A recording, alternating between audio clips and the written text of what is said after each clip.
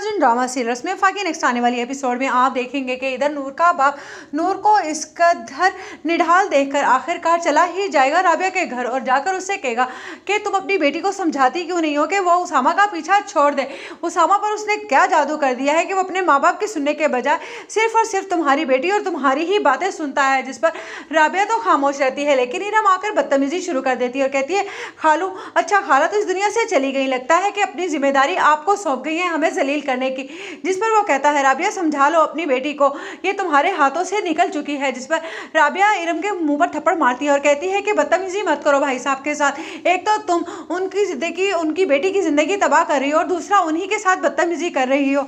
ये कहकर वो तो वहां से चले जाते हैं, लेकिन इरम अपनी माँ से झगड़ा शुरू कर देती है। उधर आप देखेंगे कि उसामा अपने घर से परेशान निकलता है और जब उसकी अचानक नज़र रोड पर खड़े शारिक और इरम पर पड़ती है तो उसे बहुत हैरानगी होती है। उसे लगता है कि शारिक उसे परेशान कर रहा है, लेकिन जब दूसरे ही लम्हे वो देखता है कि इरम उसे कुछ रकम भी दे रही है और हंसकर बात भी कर रही है तो उसे कुछ समझ आने लगता है कि आखिरकार ये मामला क्या है।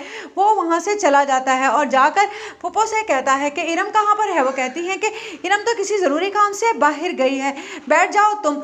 और उस पर कहता है उसामा, हाँ आज मैं दो टोक बात कर कर ही जाऊंगा। जिस पर इरम की माँ एकदम घबरा जाती है कि आखिरकार उसामा ने ऐसी भी क्या बात करनी है जो इरम ही के सामने हो सकती है। जैसे ही इरम घर आएगी तो उसामा कहेगा, तुम कहाँ गई थी, मैंने तुम्हें शारिक के साथ देखा था। जिस पर वो कहती है, शारिक के साथ। एकदम इरम घबरा जाती है और वो कहती है, हाँ आज वो मुझे मिल गया था और तंग कर रहा था, बस बड़ी मुश्किल से आई हूँ।